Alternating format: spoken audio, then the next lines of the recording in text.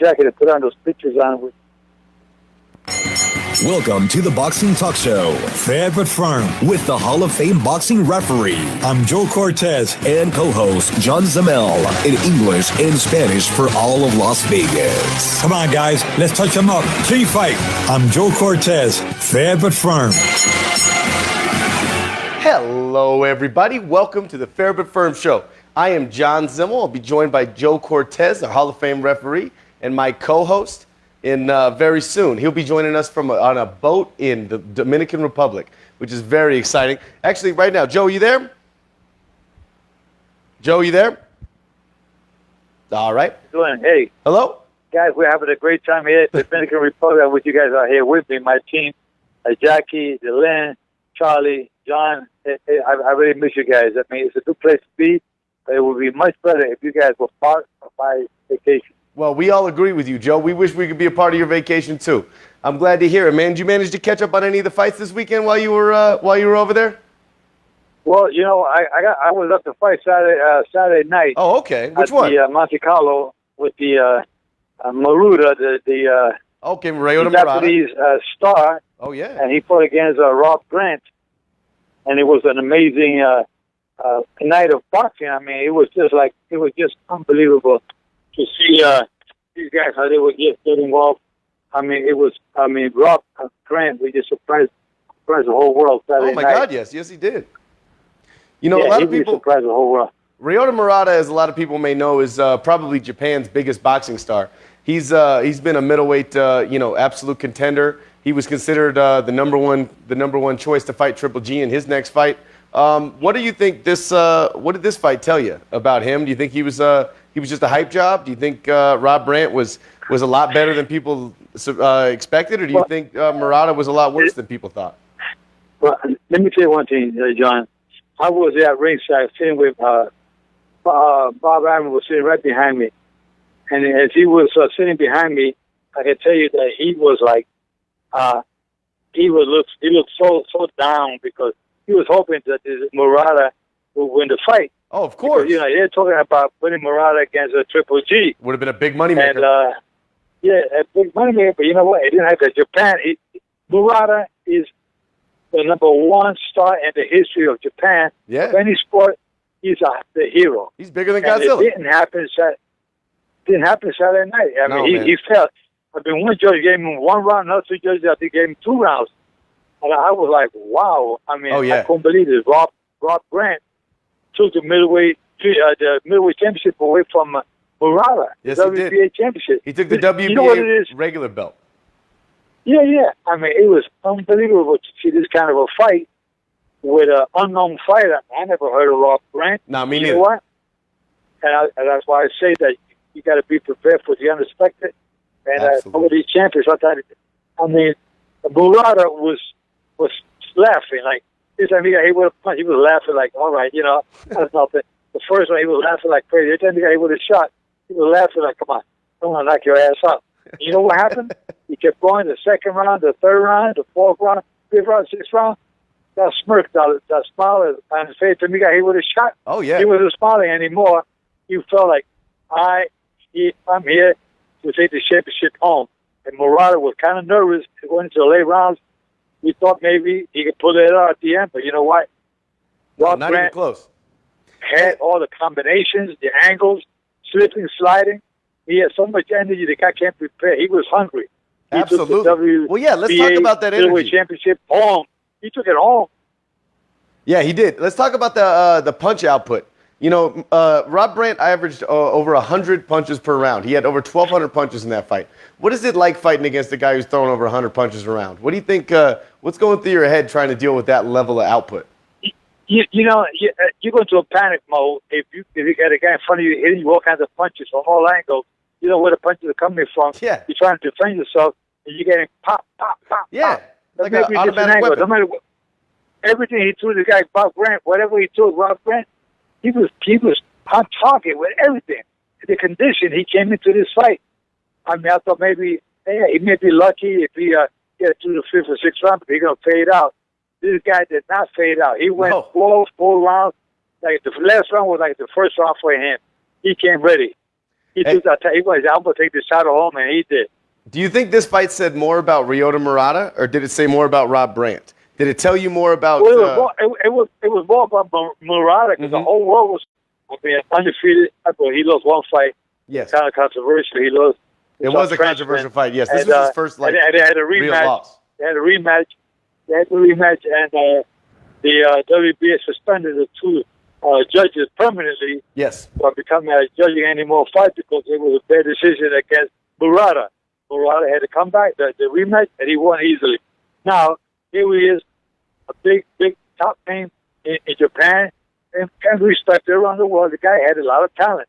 I never seen a guy unknown come with so much talent, so much boxing skills. He had the moves. I mean, I was sitting next to Sergey Lomachenko. He was right behind me. After every round, I look at him. He looked at me. He said, "You like nodding his head like no, or yes." He was like, "Oh my God, I can't believe this guy, Grant." Yeah. It put such a great performance. Yeah, I mean, he came in with more energy, more heart, more everything. And he kind of showed that maybe we were overrating Murata a little bit. And, that happens in boxing. I think we're all excited and underrating Rob Brandt, for that matter. What do you think that wrench that got thrown into what do you think that does to the middleweight division? Because we got, this episode is basically brought to you by the middleweight division. It mixes up. It just a lot more attention towards the middleweight division because, I mean, when you get an unknown guy come out of nowhere and put a whipping at this guy, Murata. I mean, a whipping. Yeah. I mean, one judge gave him only one round. The other judge, I believe, gave him only 2 rounds. And I interviewed Bob Bennett, executive director, after the fight. I said, Bob, I want you to talk about the accurate scoring of your officials. And he gave me a full detailed explanation about how these fighters fought and how the judges were right on target. Not only that, I got to interview Lomachenko about his fights are coming up with Jose Pedraza. Oh, yeah. In December 8th at the Ford Forum in New York City. Yes, sir. And then I got to interview Bob Arum. Bob Arum was the greatest promoter of all time. Certainly. He was able to talk to me about the fight itself. I felt it was like maybe the upset of the year, maybe even possibly the fight of the year, because this guy really came to fight. Wow, that's high praise. Everybody was applauding for this kid who was unknown, Rob Grant, how he performed after every round. Yeah, it was inspiring. Everybody was like applauding, like, wow, where did the guy come from? He was on target with everything. Then I got to interview Jorge Linares, who lost to Lomachenko. He pulled Lomachenko down. He was the only fighter to pull Lomachenko down. Oh, yeah. With a fight about 3 or 4 months ago. Mm-hmm. And he's talking about coming back, hopefully, in the near future, maybe on the undercard of the Tyson Fury. No, actually, I heard he'd be. I heard today that he might be coming back on the Canelo Rocky Fielding undercard. Yeah, well, it's supposed to be there. Yeah, there's a lot of talk for that. Actually, a lot of things happened overnight the past weekend. I mean, I just got to the Dominican Republic, and when I left there Saturday night, I saw where Manny Pacquiao, yes, sir, fighting Adrian Broner. That's happening in December. I got some January news. 19th. We got some news about Manny Pacquiao about 2 hours ago. I don't know if you heard this. We got a fair. I don't know if the news has reached the Dominican Republic just yet, but Manny Pacquiao's MP Promotions just aligned with PBC and Al Heyman, so they're going to be doing a lot of work together now. They're partners. Well, that's good. People are talking about boxing is dying. Come on, are you kidding me, man? Exactly. Boxing is definitely on the rise. A lot of things happening in 2017, 2018, and you know what? We're going to be. We're waiting to see what's going to happen in 2019. Well, yeah, it's going to be a great year for boxing. Speaking of big news in boxing, man, we got one of our very own boxers, Canelo Alvarez. Maybe you've heard of him. He just became the highest paid athlete in the world, and he fights in that very same middleweight division. What it just goes to show you, how big this sport really is.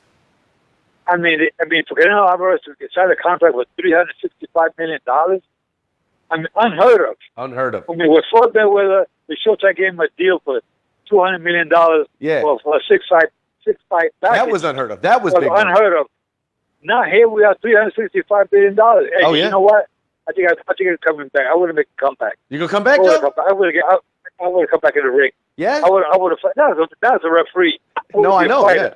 I think I got a little spark of the old flash. I want to come back. Who you gonna be? Who you gonna fight? Who you fighting first? Make your big splash. I don't think they'll let you fight Anthony Joshua.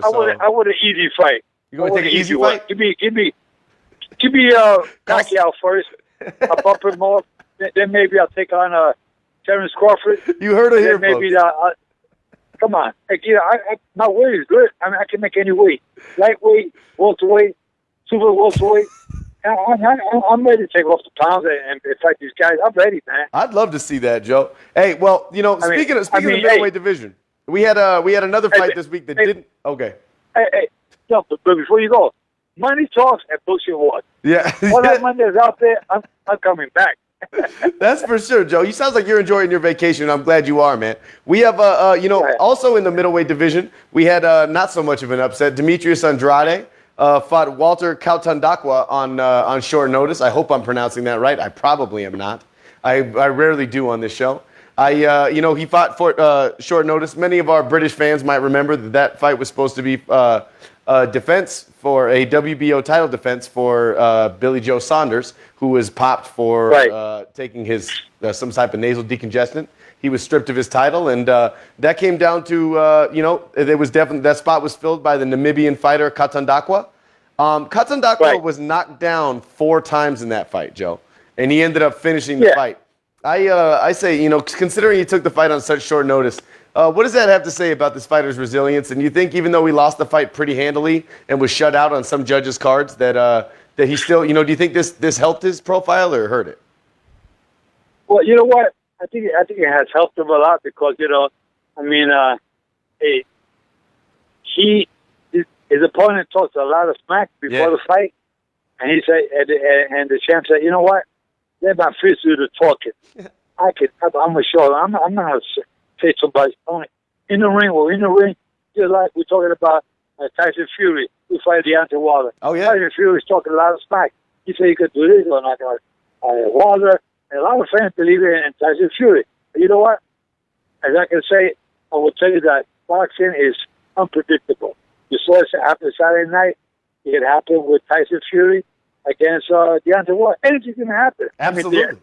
Deontay Wilder, going back to last year, what happened with Tyson Fury and Louis King Kong Ortiz. Yeah, Deontay Wilder. He almost knocked out Wilder in the first round. Absolutely. So boxing is unpredictable. Anything can go on. Anything can happen. Anything at all. I couldn't agree more. Hey, let me ask you something. In that Cautandacqua and Andrade fight, there was a couple of, from a ref's perspective, I want to hear a few things you have to say, because there was a situation where he appeared to have already been knocked down and got hit with another punch. And then another situation where there appeared to be a double knockdown where when they both landed a punch and Andrade's glove seemed to touch the canvas at the same time, and neither one of those were scored. From a ref's perspective, what do you do in situations like that where it seems as though there was two situations that seemed a little fishy? Well, this is where a good referee has to take control of the fight. If a fighter gets hit, he goes down. What he doesn't care if he gets hit again. I mean, if the guy goes down and rolls over like Montel Griffith for Roy Jones Jr. Yeah, that's the most famous example, yes. Put it down, and then when Griffith was down, he hit him again. You know what? Tony Perez, who was the referee of that fight, ended up counting him out at 10. Yes. But then he had to reverse his decision and realize that he hit Montel Griffith, who was at the cabinet. And what happened? DQ. Roy Jones Jr. got disqualified. His first loss. And then they had a rematch, and then Roy Jones ended up knocking him out. Which, of course, he did. In boxing, you got to be on top of your game. You back in the fall, you back in the fight. The guy gets hit when he's down. Don't hit him, and that's when the referee got 30 fighters in the dressing room. This is pre-instructions. If you hit your opponent when he's down and you hit him, and if he goes down, you may be disqualified. So you know what? That would have been a point where the fighter who got hit when he was down, he could have easily laid down and won't be disqualification. But he got up and ended up getting a loss later on and later in the fight. But, referees got to be on top of their game. You got to do your homework, be prepared for the unexpected. And as a referee, I can tell you that sometimes here's what happened in the ring that you don't expect to happen. That's why the production, and also as a referee, you got to think of the unexpected, what can happen. Make sure you're on top of your game. Hold the fights the way they are. That's an excellent point, Joe. That's an excellent point. That's why I asked you. Another fight that happened this weekend, there was a couple more. Tevin Farmer knocked out James Tennyson in his first title defense of the IBF junior lightweight belt. He's had a lot of talk about him. He called out Gervonta Davis, who I'll talk about in a second because there's been a lot of things kind of going on with him. Tevin Farmer looked pretty good, I got to say. Did you get a chance to watch that fight, Joe? No, I didn't get to watch. I was sliding. I was traveling. That makes sense. That makes sense, yeah. Well, let me ask you. Let me ask you about Gervonta Davis. I can tell you that Davis is one of the up-and-coming junior lightweight champions of the world. Absolutely. He's got a lot of talent. He's good. He's a good boxer, good puncher. He has a lot. He's somebody to be reckoned with in the super featherweight division. Absolutely. And I think that Gervonta Davis is one of the rising stars in boxing. I couldn't agree more, which brings me to my next point.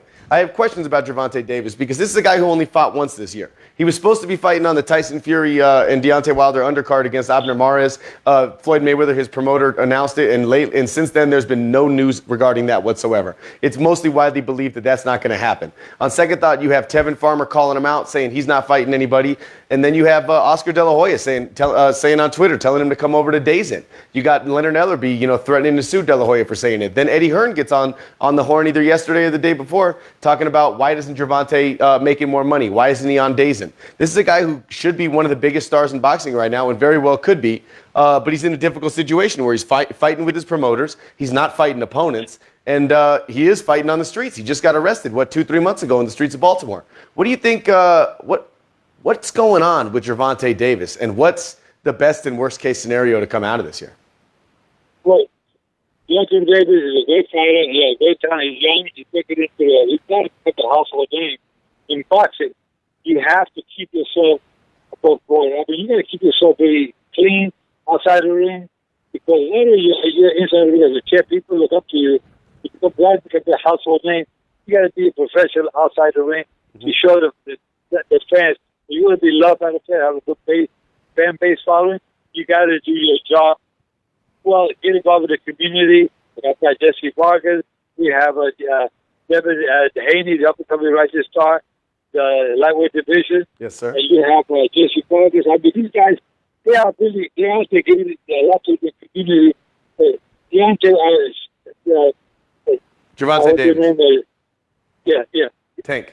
Davis has to come out there and show that not only he has skills inside the ring, but give it to the community. Come with the kids, hit it, but show them you have a good fan base. This fan base is going to make you a point at the end there. Boxing because you're doing the right thing. I say that if you're involved, going to go to Oscar De La Hoya, it's great that he's involved, he's a great promoter, does great things. Look at Edo Alvarez, making $365 million. Absolutely. For a 5-year contract. Come on. Are you kidding me? This is the kind of money that's out there in boxing. Exactly. He's the highest paid athlete in the entire world right now.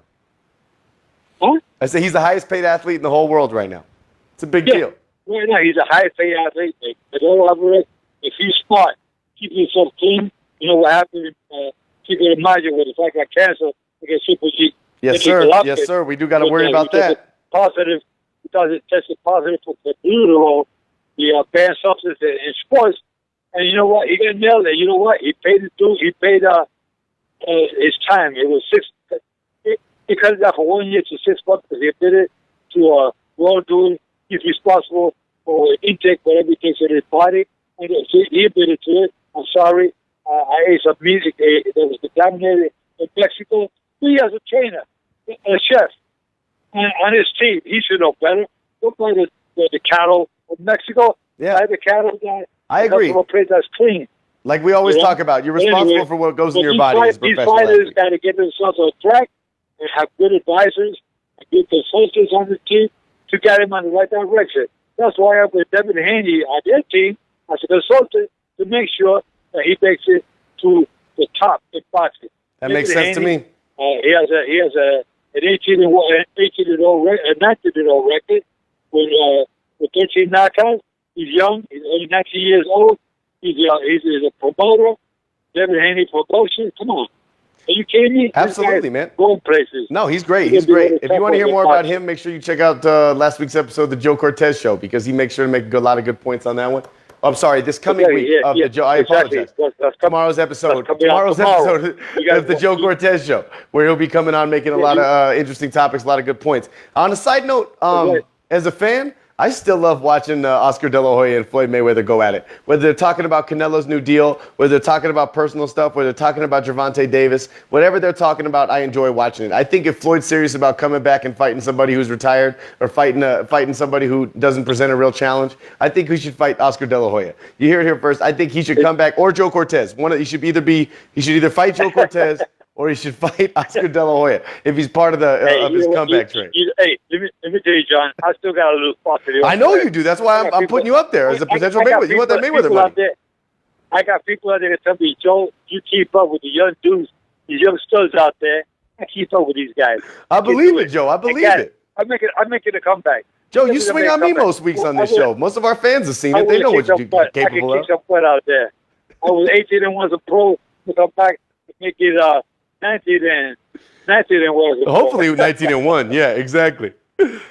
Also in boxing news, we got Emmanuel Rodriguez. He picked up a split decision over Jason Maloney to advance to the semifinals of the Bantamweight World Boxing Super Series. Which, as you know, Jason Maloney looked good Saturday night. Yeah. Which, that's a little bittersweet, because on one hand, you won. You're going to the next round. You won the split decision. On the other hand, you're going to face Naoya Inoue, who is an absolute animal. His nickname is the Monster. He earned that for a reason. I got to say, congratulations to Emmanuel Rodriguez, because that's probably the last time I'm going to be able to say that sentence during the World Boxing Super Series. But like we learned this Saturday, and over again in boxing, anything can happen, right? Yeah, exactly. Anything can happen. Like right now, anything can happen. I'm going to put on my captain on the ship here. You're going to talk to the captain? We got a very special guest to the Fair Confirmed show today, the captain of Joe Cortez's ship. Pedro. Good afternoon, everyone. How you guys doing? This is your captain speaking. We're here in the beautiful island of the Dominican Republic with Joe Cortez. Having fun, out at sea, go to the beach. Great guy to hang out with. Well, that's great to hear. How you doing, Captain? What's the weather like down there in Dominican Republic? It's beautiful, man. Beautiful. It's like 89 degrees out. 89 degrees. Calm. We are headed back to the marina right now, doing 25 knots cruising speed. Just talking right now. I love it. Are you a boxing fan? Guys are having a drink. Captain Pedro, are you having a drink? No, I'm not. Good, Captain Pedro. That's smart. That's smart. Hey, Captain Pedro, are you a boxing fan? Yeah. I see the fights. I don't follow a lot of them, but yeah, I've seen a couple. All right, Canelo Triple G, the third fight. Who you got? Who? Canelo? Yeah. Canelo versus Triple G. Canelo Triple G. To tell you the truth, I saw Canelo win the first one. I saw Canelo win the second one, and I think he's going to win the third. You sure you haven't been drinking, Captain Pedro? Those old sea eyes. I don't know. You can't win a fight jabbing, and Triple G jabbed a lot on his last fight, and Canelo power punched him out. You heard it here, folks. Captain Pedro, the Dominican Republic, says Canelo Alvarez is going to win the third and final fight of the trilogy, as he did in the first two, apparently. Well, that's right. That's very interesting. Thank you, Captain Pedro, for coming on. We appreciate talking to you, buddy. You're welcome, guys. You're welcome. I want to put back Joe on the phone. Thank you, buddy. Yeah, he put me back on him because there's another Johnny right in front of us that we were directly in front of him, and we got to move up the hell out of the way because we come to stay on talking with him. Yeah, get him back. They'll be right over. I got another friend of mine here, Enrique. You throwing Enrique on? Who's another big boxing fan. Enrique, say hello to my friend John. Let's get Enrique on. All around the world. Hey, John, how are you? Hola, Enrique. How are you, my friend? Pretty good. Having fun over here with Joe. I bet, man. That sounds fun. I'm glad to hear it. You better look out for that Captain Pedro. I think he's drunker than he's letting on. You fight fan? I'm sorry? Are you a fight fan, Enrique? I'm a little bit. A little bit of fight fan. I'm not Joe Cortez. No. Nobody's Joe Cortez. We all wish we were Joe Cortez. You watch the heavyweight division at all? Not lately. No, not for you, no. Not lately. Who's your favorite fighter of all time, Enrique? Okay. You take care, okay? Okay, thank you, Enrique. Okay, John. Hey, thanks for having my crew here with me on the online, because we're having such a great time. It's after sunny in the Dominican Republic. It sounds like it. I'm having a good time with my crew here, too, by the way. I'm going to put the lid on in a second. Clear, nice, calm, no problem, sunny, 89 degrees. You can't beat this with a stick. Can't beat it with a stick. Well, it sounds like you're having a great time, Joe. I'm very glad to hear that. I certainly wish I was there with you, man. It sounds like a great time. Yeah, very, very nice. We got an 80-foot yacht, and we're just heading out back to inland. We were out by one of the beaches here in the Dominican Republic, and some guys came up with a little boat in front of us. They were serving us some lobsters. Yeah. And we got about 20 pounds of lobsters for like $100 US. We had it for lunch, and there's only like maybe 10 of us on the yacht here. And then this was lobster left over, and it was a great experience. I come out here 2-3 times a year, but he's like a brother to me, Dr. Jose Colon. And we had a great time, and I wish I had you guys, but my team, I wish you guys were here, each one of you. We wish we were there too, Joe. We're sitting here. Charlie. We're sipping pina coladas in your memory here, or in your honor here. We got. I'm gonna make this happen with my team. All about my British friends out in the United Kingdom. Oh yeah. IntuBoxing. I've had Don and Paul and everybody out there. Dan and Paul and John and the other Paul. You guys gotta come out here. And don't forget, guys, next year, 2019, we're gonna have to. Joe Cortez, the Faber Firm International Hall of Fame Boxing Academy. Be the Faber Firm Boxing Academy in Las Vegas. We're big out about 200 to 300 individuals come out on the stock-giving classes on the amateur level and professional level. You guys can come out here and train out. I'm going to give you guys all the do's and don'ts as a referee. I'm going to have judges involved as well. If you want to become an amateur referee or judge, that's where you got to start before you get to professional ranks. I'm going to get you guys started next year, every year after that, here in Las Vegas. We're going to make it everything. Faber Firm Boxing Academy. That's exciting. Train referees, get a certification course, which all commissioners around the world will recognize and give it the stamp of approval so that you guys can become judges and referees. We're going to have champions. This year at the Hall of Fame induction for the in Las Vegas. I want to start the Faber Firm Faber Firm fantasy champions certification, and of course make sure that they get to know who are the best in boxing. Get them inducted to the Faber Firm Hall of Fame. I was created Faber Firm Hall of Fame. Yes, I said it. Faber Firm Hall of Fame in Las Vegas to make sure that you guys get to enjoy boxing, to be top of the game in the boxing capital of the world, Las Vegas, Nevada. Well, that's exciting. John. Yes, sir. What do you say, John? I say that sounds exciting. I think we're very excited about that. Hey, our producer Charlie wants to talk to you, Joe. Let's have him on real quick. Hey, I want to shout, hey, happy birthday to John. Oh, well. Yeah, that's right. Hey, I'd like happy birthday to me? No, to me, Joe. I'm just a regular guy. I'm really happy birthday. I'm just happy to be alive, man. Just stole my birthday wish. Enjoy my life with my good friends here, Enrique, and Pedro, and Jose, and Judy, and we're having thank you so much. All right, Joe. Hey, it was nice talking to you, man. It's nice doing this good show. I'm glad we did it. It was exciting, and I hope you enjoy the rest of your vacation, man. Hey, thanks a lot. How much time we got to go? We're done, man. It's over. Ready?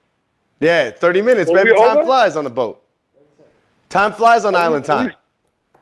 Are we out of time already? Yes, sir. Hey, back for the United Kingdom. I love you guys, Don, and your beautiful wife and your son. A shout out to you guys. Wish you the very best. Hopefully we can get together. You guys come back to our first inaugural convention in Las Vegas, Nevada.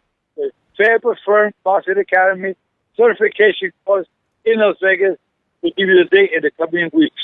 That's exciting, Joe. Thank you very much, and enjoy the rest of your trip. All right, bro. I love you guys. Love Take you care. too, buddy. Love you all. Talk to you soon. Thank you. Bye-bye. Bye. Bye. Well, that'll be it for us today. I hope you had as much fun as we did. That was about as exciting as a show as we could possibly have. I hope the waves are as good to Joe as the drinks appear to be. I really enjoyed doing this today. I enjoyed you guys putting up with me, listening to talking on the phone and being alone right here. And I'd like to extend a very special birthday wishes to myself in 2 days. I'm very excited. To the United Kingdom, you go to bed because it's nighttime over there. And we look forward to hearing all your comments, and I look forward to reading them overnight. And remember, everyone, we're fair, but we're firm. Touch them up.